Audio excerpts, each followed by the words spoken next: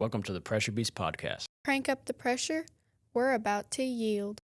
All right. Welcome back to the Pressure Beast Podcast. I'm James Lowry. I'm Jason. And today we're just kind of bullshitting and going over a couple topics. I have a couple things I want to go over. I'm going to ask you a couple questions. All right. So these are, as far as the genius AI can come up with, Oh, goodness. these are the most common asked code questions online. Oh, man. Put me in the hot seat already. All right. Let's see what we got. You know, a lot of them aren't really questions, more of a how code works type deal. But What color should the vessel be? yeah, things like that. So we'll start with number 10. All right. Work our way down. Number 10, asked roughly 150 to 400 times a month, is how are allowable stress values or design stress values determined for materials? What was the question? How are allowable stress values determined for materials? Oh, how are they determined? How are they determined? Well, you see, usually back in the old days, they had like a big fire, like a bonfire, and then they'd make the metal, right? And then they realized they were cooking some pots. And certain metals, over that heat, it would start to drop. And then they realized as the heat goes up, the metal gets weaker. So then they got smart and they created Division 2, Part D. And then they just, after every campfire, they kind of just changed the metal and they were able to chart as the temperature went up, the allowable stress values went down. And then that's how they got it. So again, our whole industry boils down to barbecues. In fire pits, yeah. All right. But like anyway, I think that's how they do it. Yeah. So Section 2 is just a Byproduct of spilling campfires. spilling your beans on the fire. Yeah. Okay. Yeah. All right. Which this one's number 9. Asked 200 to 500 times a month. Which edition of code applies, and how often is it updated? Well, that's a multi-pronged answer. Well, of course, you got the obvious the code edition that you're in applies. Other than the code change years, it applies by the date the manufacturer gets the PO. Right. So the year into which the edition is required for that purchase order is the year that sits in the code edition. Right. For the life of that vessel as it's being manufactured, or even multiple duplicates.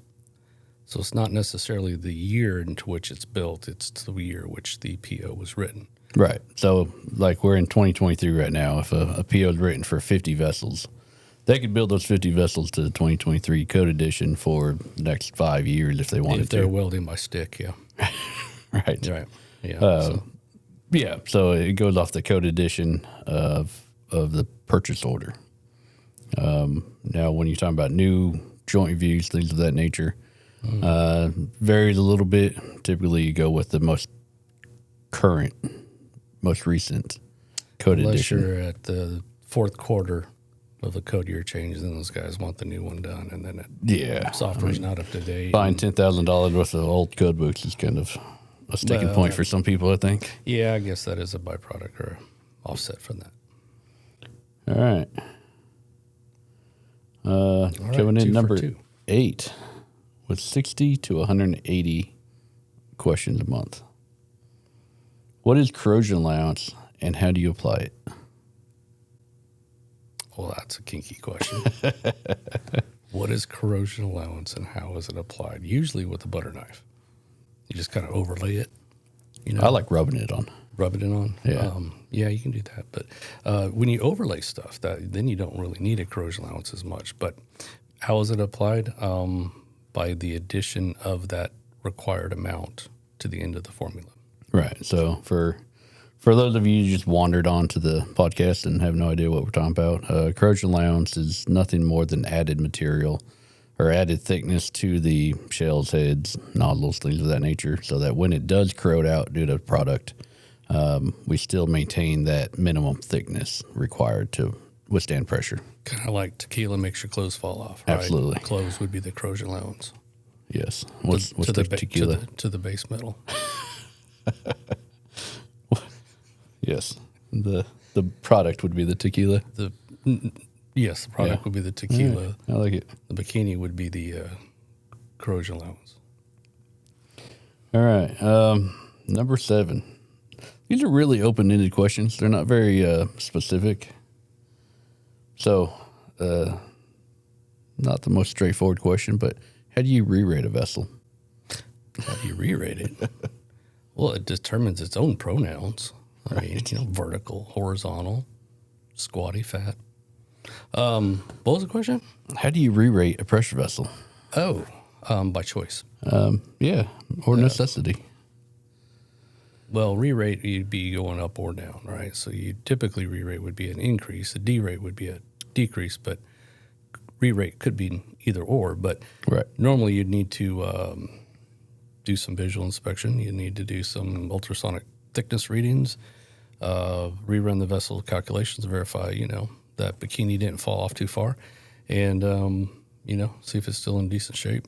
Make sure the tequila didn't make its clothes fall off too much. Right. Because if, a lot of corrosion, it might hamper the ability to hold that pressure. And then maybe sometimes pressure tests would be required.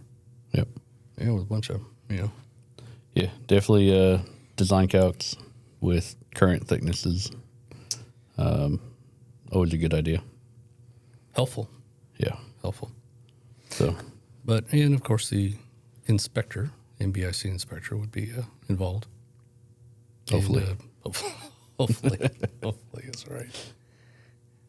not always a guarantee nowadays. Are calculations required if you're going to derate? To derate? Yes. Does the NBIC require calculations if you're going to derate a vessel? NBIC doesn't even address derates. Damn it. Yeah, they put a nice little caveat in there to talk to your jurisdiction. Interesting. So the answer is no. Calculations are not required. Unless you're probably in California or something.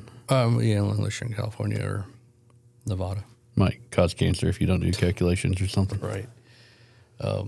Always a good idea to do calculations, though, Absolutely. because the corrosion allowance might get you. You might be Off subject of what we're talking about here, but calculations and the things that get you. The biggest gotcha in code, I think, is liquid level. to completely agree. The amount of people that do not calculate liquid level in the vessels is mind-boggling. And then max out the MAWP on the flange rating. Yeah. So the moment you put an inch of liquid level in there, it busts the flange rating, and now you have to go to a higher class flange. Yep. Yep.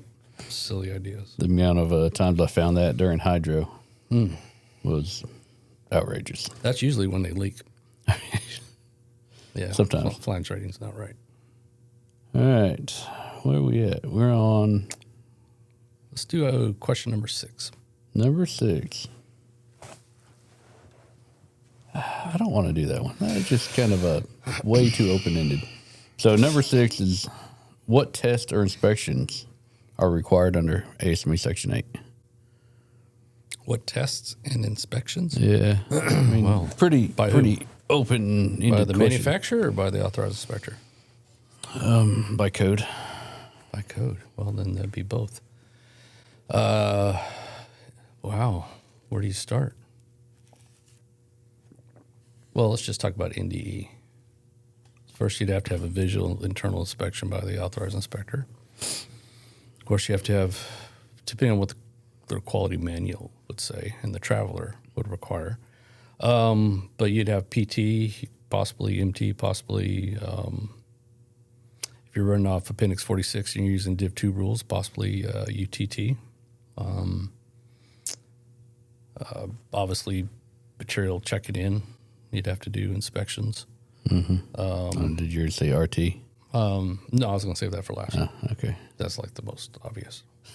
You know? So, but you could also do a shear wave or a time of flight. You good? And if you're just using the MBSC, just good old fashioned shear wave. If you even do that. I like shear wave because, kind of reminds me of the ocean. There you go.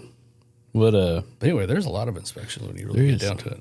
So I haven't dug into it, but the summary of changes for the 2025 code edition Right. say that UG99, which is hydro testing, is a complete rewrite. So I don't know what they changed or Hope they got it right. how they made a better sprinkler, but we're gonna find out. That would make a interesting. Hopefully, it's not like years ago when they rewrote the heat treat requirements for P1 material, Right. and they came out and the code book said 100 degrees, and they had to do immediate what do they call it, where they sent out the document. That was back in the day when you had to like put the Yeah, the get the addendas, colored pages and put them in there. Yeah, they sent out that I don't know what they've called it, errata or something like that. Some technical terms. Interesting. And then it was like, well, what happens if you had heat treated your vessel to only 100 degrees? And, by the time that, so anyway, it was funny. I mean, it counts. It was in code. It was in code, right? I don't know how, controlled heat up time to 800 degrees to reach 100. Just weld it. Kinda hard. Interpass temperature should get it there. So Run you're a heat treating and you're welding at the same time. Rosebud over it, and sweat it out. And Keep on rocking. I've always thought Rosebud sounded like a girl's name. sounds like a band. Rosebud. That'd be pretty cool. You want to start a band? Call it Rosebud. Rosebud. And then we come out with rosebuds and fire flame in them. Be like, what? Who are those Pressure Beast boys? Oh, man. All right. So, one of our guys lovingly calls ChatGPT the baby Einstein because it's a stupid smart thing. Kind of childish. It's very childish in the fact that you have to be so specific with it to get what you want out of it. Kind of like being a married man. It is. But I'm not real impressed with this list, but we're going to move on through it. We're going to power through this. Let's go through it. I'm knocking them out of the ballpark. All right, number 5 with 80 to Babe 250. Ruth of code questions. To what? Sorry, I didn't hear you. Question number 5 with 80 to 250 questions per month. Who are these questions going to? Is it like some authorized inspector logging them or something? Or how are they? I guess it's probably into the computer, like into Google, right? Yeah, so I said compile Google's list and people that have asked ChatGPT. Okay. Really? And these are the questions? And these are the questions that came up, right? Okay. Which I think it's just Well, we're here to help them. ChatGPT made some shit up. But Oh, that sucks. That might be true. But if those are the questions, then yeah, I mean, Give us a if call. y'all We have can these help you. questions, absolutely, give us a call. How do you determine nozzle reinforcement? Let's break it down a little bit. What is included in nozzle reinforcement calculations? like the parts and pieces. What material can be included? Well, you can include the shell, portions of the shell that are not required for thickness. You can include the nozzle wall. You can include a little bit of the external projection, a little bit of the internal projection, and then, of course, the D diameter of your repad and its thickness. So, and then the fillet welds 41, 42, and 43. Combine all those in a big, wrap it up in a bow, and that's what you're allowed to play with. Right. So essentially, you're replacing all the material that you took out when you cut the hole for the nozzle, and you're able to use portions of each component Yeah, you get that credit are for each above one. and beyond Right. what is code required as reinforcement. Right. What's the purpose of it? Purpose of what? Reinforcement. To keep it from blowing. Blowing. I prefer rupture. but, Rupture. blowing Spontaneous release of pressure. Spontaneous. There you go. Hats off to Rudy. Yes, spontaneous release of pressure. Yeah. Yeah, that's what reinforcement's for. Yeah, absolutely. Don't quite understand some of the rules of it, though. Still trying to wrap my head around the whole longitudinal seam of the repad. The only thing I could think of on that is if the longitudinal seam was along the longitudinal axis of the vessel, you're inducing heat into that long seamed joint, right? So the the heat from the weld metal, right? Your heat affected zone. So you're creating a linear line in that longitudinal seam of the vessel of heat input, right? So if you offset that to 45 to where now that heat input, so basically that's the only thing I can think of is it just weakens that longitudinal seam of the vessel where by the amount of welding that goes It'd into just it. be easier to say don't put it on top of the long seam. No, I'm just saying the longitudinal axis, right? So if you're creating a heat affected zone along the longitudinal axis of the vessel next to that nozzle is why I'm thinking they're doing that. I don't know. I don't know how much a I don't know if that'll apply because they like you to do it, but they require additional NDE to verify its full penetration. which means a thicker repad, which means more weld. Right. So It exasperates the problem if that's what it is for. just a goofy code rule. Put in the comments if what your ideas are, what you think that might be for, why the reasonings behind having the joint efficiency for the repad and where the orientation is. And we would be interested in hearing from you. And hit that like button, by the way. It's friendly. It is friendly. Mm-hmm. All right. I pet it every now and then. Get a little purr. Does it purr? It purrs sometimes, not all the time, but occasionally it can. I've got it. You struck it just right. It purrs. All right, what we got up next? I don't understand this one. Well, then let me help you. Number 4. When is U-stamp/NB/authorized inspector needed versus only ASME stamping under Section 8?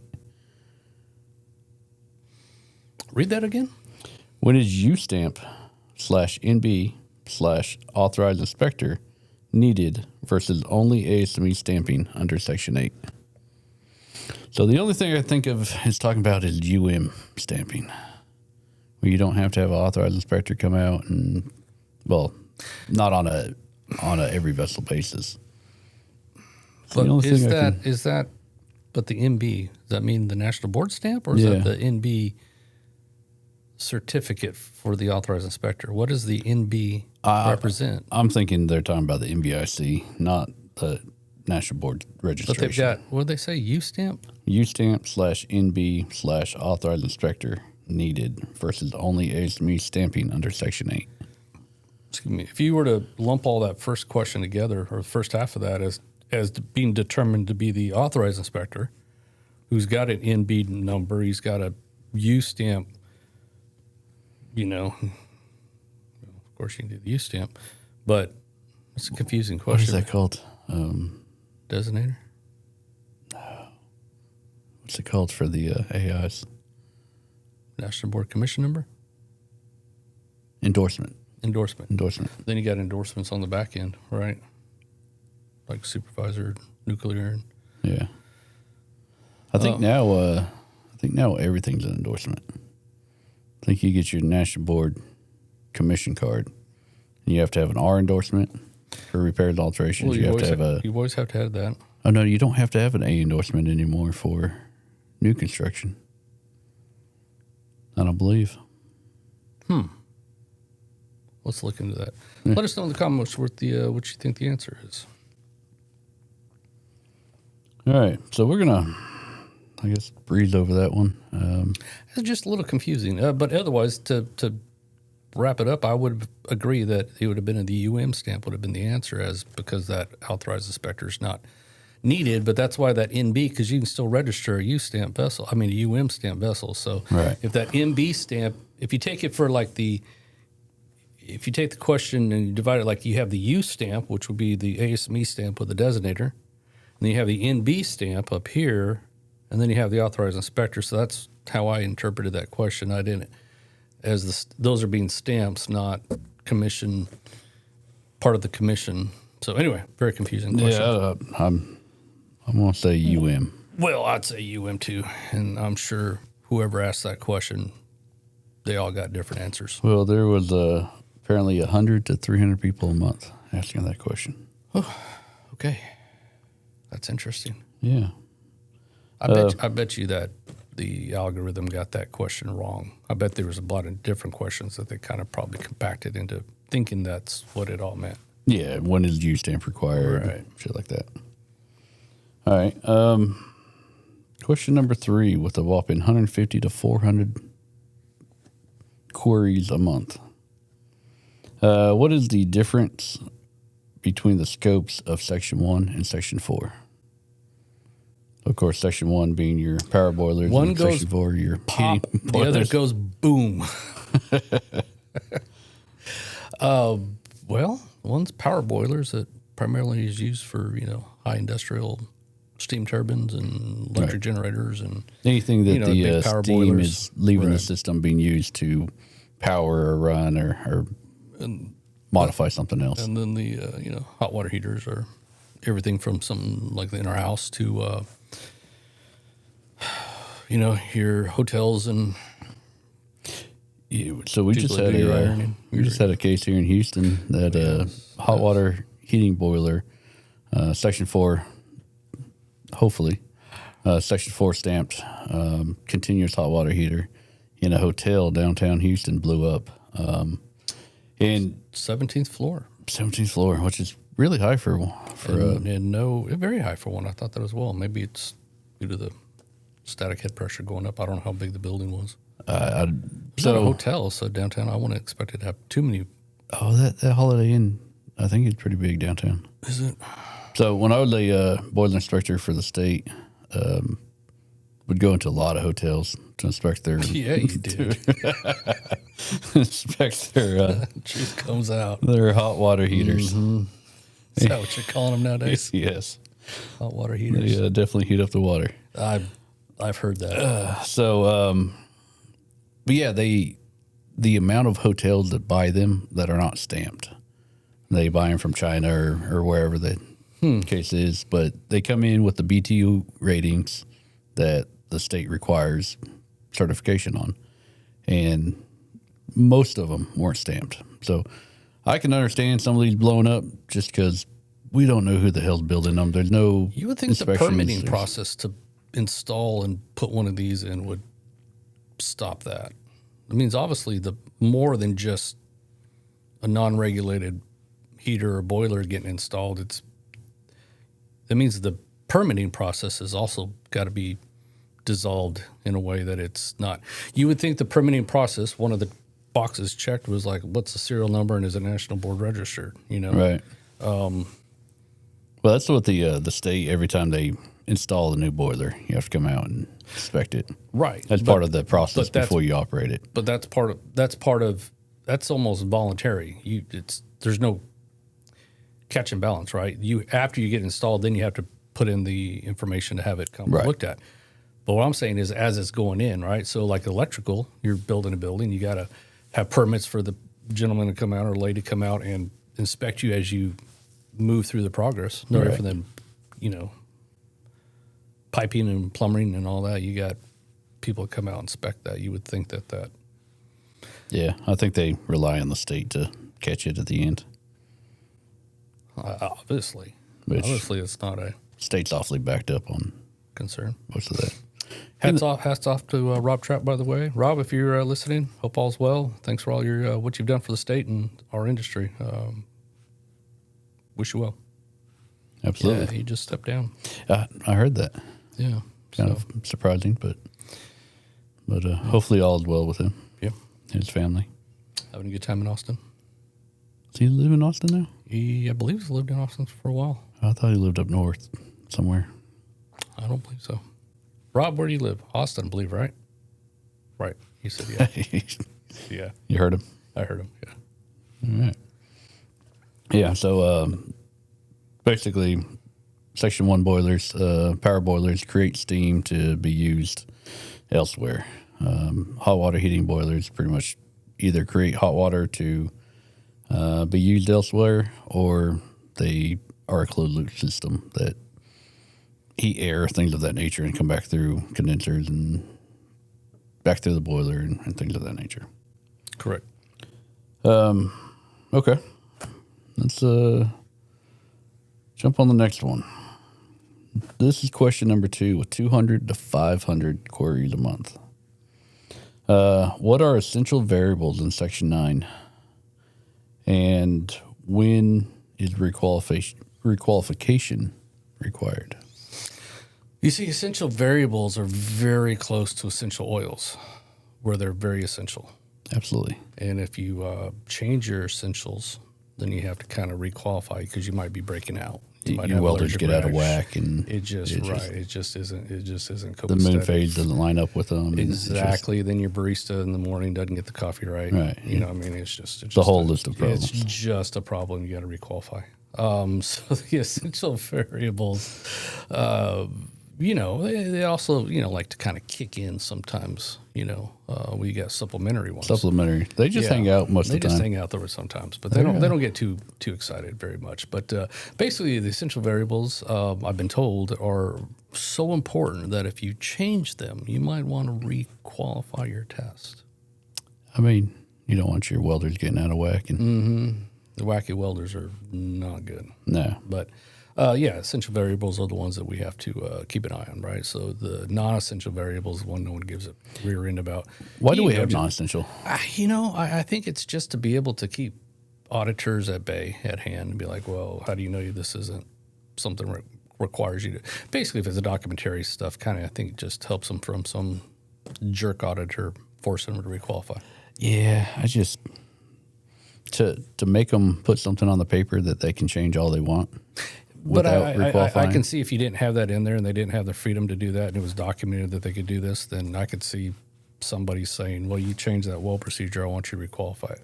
Well, it's cosmetic or it's, editorial change, and I can see how it goes that way. but 'Cause otherwise there's no need for it. it's a lot of work to put in there to prevent a Looks good. bad audit.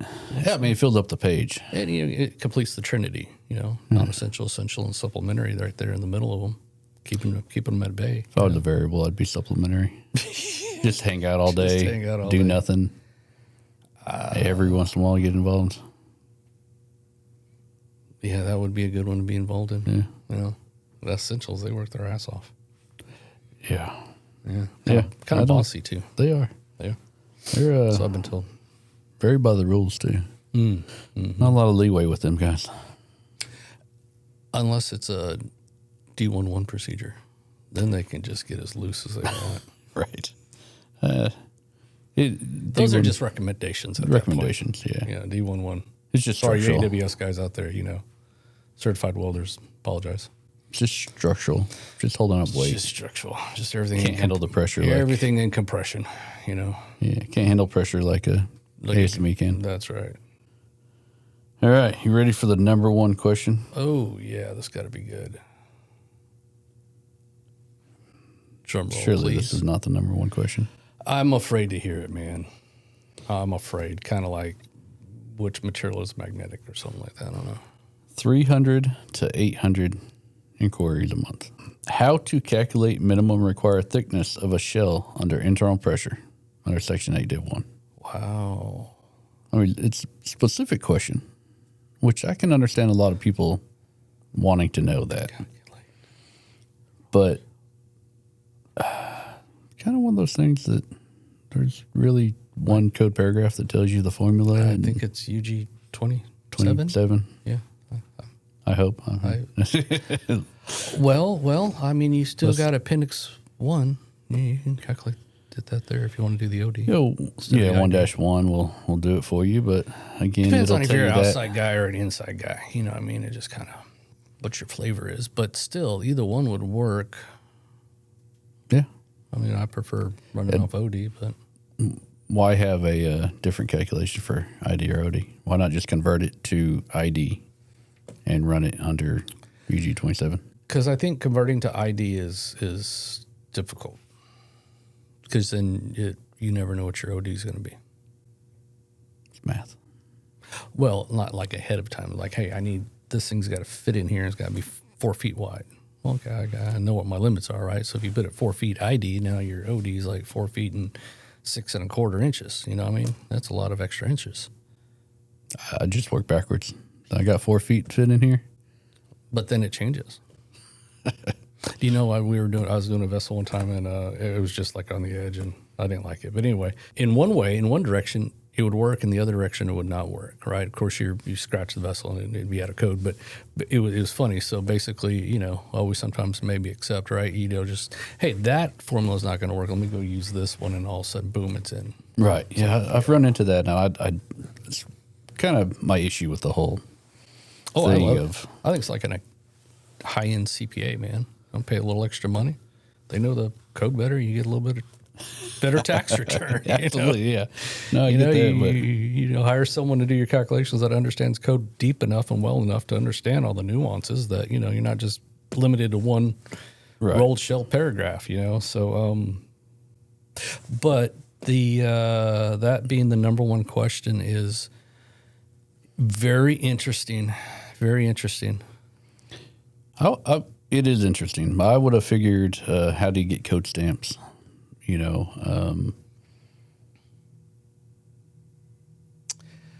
I would venture that question would be driven off shops that are going through a joint review new start.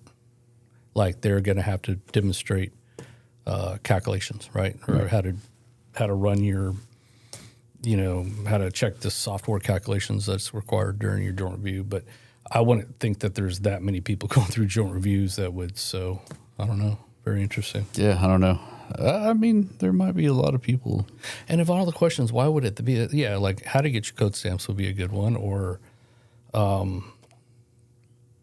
impact testing, or something like heat treat, or basically like, do I have to X-ray? Here's my thickness of the vessel. What military material grade, what level of, full RTG you have to do. But yeah, that is not what I would have ever thought the number one question would have been. Yeah, I mean, I get it, but not number one. No, definitely not top 10. Not on the top 10. What is the top 10 list missing? You brought up a good one, impact testing. Impact testing, I think, is probably one of the most widely misunderstood code sections of all time. And the most difficult for southern states to understand. Like the Canadians, they get that right every time. They live up there in that cold area, and everything they do is impact tested. So, oh man, that's one of my pet peeves, though. So, yeah, the Canadians, no, not the Canadians. The idea that the 51st state, all these, they are going to be the 51st state. We just put up a flag downstairs that has 48 stars, so we're still trying to get caught up to the 50. So it might be a couple more years before we get that 50. Still working on the star for Alaska and Hawaii. Right. We can just get it 3 at the same time and add Canada in there. Sticky stickers. Absolutely. Anyway, I'm sorry, I didn't mean to interrupt you. Canada star is going to be a maple leaf. There you go, right in the middle of all the stars. So all the vessels, inspected and designed and all that, and the amount of people that think just because it's going to a cold climate, that it has to be impact tested, things of that nature, don't quite understand that it's during operation, right? So if you're running water through this thing, and water, of course, is going to freeze way below or way before you get down to minus 20 or minus 50 or whatever the case may be. It's going to be more difficult. Right. So the amount of vessels that get impact tested or cold rated to minus 50 or so because they're going to Russia, just because they're going there, but they're going to be running water through them or something of that nature that will freeze at that temperature. There's just no correlation between what it sees sitting out in the field waiting to be installed versus actually operating. But even sitting out waiting to be installed, it's not under pressure. Right. So it's just in a relaxed state. But yeah, I understand what you're saying. It's kind of like the odds of it ever being at your max pressure at your lowest MDMT is slim. Right. Slim. Yeah.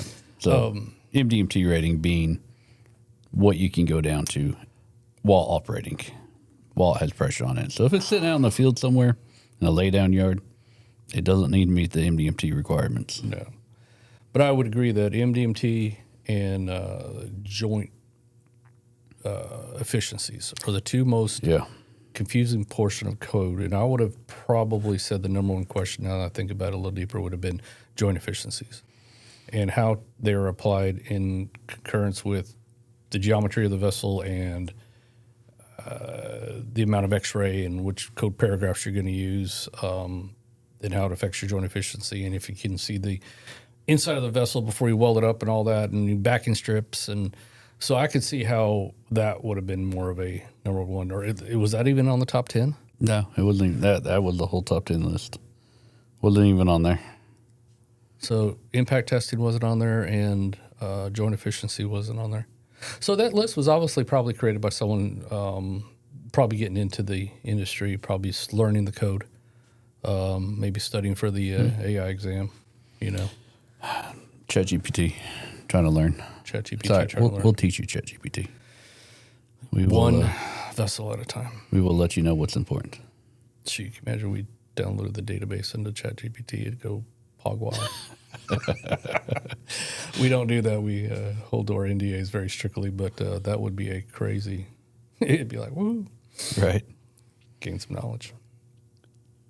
Off the subject, you know what I heard today talking about? There was an article about how roughly $100,000 worth of equipment blew away $10 billion worth of Russian military equipment that they outfitted. I guess it was a trial run, or maybe not a trial run, but anyway, in Afghanistan, the soldiers, each one of them had like their own drone, like a private drone. You heard about this? No, I know about all the drones that they're using over there. So the article alluded that the cost for these drones for these soldiers was roughly around $100,000, and the amount of devastation these soldiers were able to hit because they can see ahead of them and this and that. It said that it took out about $10 billion worth of Russian military power and might. You know what I mean? So I believe it. Every time I get on TikTok, I mean, half my videos like run across my feed or drones dropping grenades down into tanks and things of that nature. That's crazy. Chasing people on foot and dropping grenades on them. Like they're getting brutal over there. Yeah, I don't have that TikTok, so I wouldn't see all that violence and gore that It's induced into your head every day. well, now that's no longer only China owned. Apparently, Trump saved it. Let someone here Did buy. that deal go through? I know they talked about it. I know Oracle's going to get a chunk of it. I don't know if it went through completely, but I know Trump signed off on it. But you know what? The companies that like Oracle, I didn't see any stock bump in any of them. You would think if you get a hold of something like TikTok, your revenue and stock would reflect that in a positive manner. But I didn't see that at all. I might have missed it, but it was a small bump. But I haven't really followed any of that. you all right over there? Our producer fell. Kind of like she's drunk, but she wasn't. But she's okay. TikTok Richie's deal to keep operating in U.S. under See, I American would ownership. assume this would be a major. I mean, TikTok's probably our largest social platform, probably in the runnings with Facebook. Or I mean, I know it's a popular platform for sure. Yeah, it'd be interesting to see what the ranking of platforms are in America. You know, X has to be up there. But you know what? What China did with their TikTok versus what we were allowed to do with ours, I guess, over here was they limited what the children could see. And they could limit how time frame they could be on it, right? And they were actually encouraging the children to educational, inspirational, history, whatever, just a more wholesome, positive output. Not only what the children can see, just their TikTok in general is a educational based program versus ours is watching cat videos and I bet you if someone violence. created an educational based social media app that was kind of designed with the social media, but a positive learning affair, you're gonna get people to screw it up, but trolls and stuff. But I bet you it might fly. There might be something out there about every time I get on TikTok, there's an ad about this is the new TikTok for smart people or something. I've never checked out and see what it was, but I think we're probably on the verge of getting a new social media. I think TikTok's starting to get played out, kind of like Facebook did. Problem is, once all the old people start getting on it and doing all the trends, it kills the app. So Facebook was a kids market kids Well, start off college. playground, right? But- College, but once the adults, it became an adult site Right. for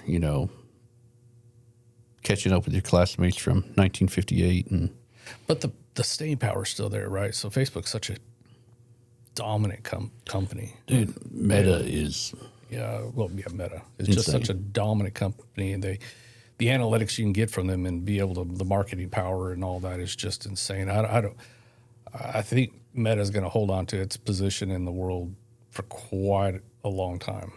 I watched And we got X out there, and you got True Social, and you got a couple of minor ones, but right. it'd be interesting. I mean, obviously these apps just pop up. I mean, they just kind of organically grow somewhere, someone's basement, and then they just blow up, and then everyone moves to it, and Yeah, but I think we're at the time for a new one to pop up. But I was watching a podcast on, I don't remember who it was, about Meta and the power that they have.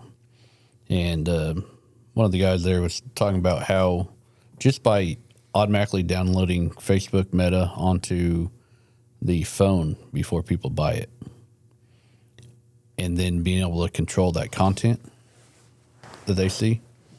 So they pretty much automatically get a Facebook whenever at these other countries, automatically get a Facebook. And then they can Facebook can specify what content everyone on that little area gets. They said they have the power to overthrow governments. Oh, I completely agree. I mean, they were instrumental in that. What they call it, the Spring Rise, or Spring, Arab Spring. the Arab Spring. I mean, that was completely allowed to be fueled, and I say fueled in a positive way, by Facebook and social media. Yeah. So I think there's still a lot of good to be done with social media. I think that, but I think most of it's just noise. It is, and it's very intelligent, precise noise. The power they have. I mean, they're not social media platforms anymore. They're the most advanced marketing arm of any company ever created. Correct. And I mean, they can literally control society. They should have an app on your phone that can shut those apps down after a certain point in time. Now, one of the big deals I have with social media, right, is the bulk of it could probably agree that it's just bubble gum, right? It's not serving you in any positive manner. It's, if anything, it might be pulling you down in happiness or whatever. There's a lot of gore. There's a lot of crap. There's a lot of BS in the world, right? A lot of negativity. But one of the things I have an issue with TikTok is it's so good that, I'm being like, okay, I got 3 or 4 minutes to spend on. Next thing you know, it's 45 minutes later. I've, all my responsibilities and stuff I need to get done is blown away because I'm stuck on. And then, then dopamine levels get drained. So, but I believe it's engineered to do that. Yeah, absolutely. So, yeah. The longer you're on it, the more they can sell. Yeah, I try ads to for it. protect my dopamine and put it in like a little lockbox. Just let a little bit out at a time. Drip out of there. Just drip out. And like watch those TikToks. It's like, next thing it's in my eyes and stuff. And like, you gotta keep all that dopamine Just lock it up. protected. Just put it up in there. If I keep it locked up too much, then we can let it loose a little bit more. But that's usually on a Friday night. But Thought that was Thursdays, but we'll start to open the valve a little bit what's more. today? Wednesday. Yeah, tomorrow's Thursday. Bar night Wednesday. Bar night Wednesday. So we haven't done that in a while. No, So not a long time. well, don't forget to hit that like button. Share with your friends. Like I said, here on YouTube soon, we're gonna have a code questions. Polling, code questions, all that kind of good stuff. And send in your questions, right? So I'd like to hear from you guys. What are your code questions? What would you like us to help answer? And what, even better yet, what would be your top 10 list for what you would think would have been the top 10 code questions? And then we can put out the list of what we can kind of tally it up. So, And as always, this podcast is hosted on authorizedinspector.com. Go there, check it out. It's a hub for everything industry related. We got an AI Hall of Fame that'll be coming soon. We got this year's inductees, just kind of getting all the feathering everything out. And then we're going to start next year with a fresh batch of eligible candidates that everyone can kind of vote on to be next year's inductees to the AI Hall of Fame. Make sure if you have a AI that's exceptional, Yeah. we'll have it set up here pretty soon that you can nominate your AI, get him in the running, or her. True that. So, as always, keep it good, keep it clean. Pressure Beast. See you next time.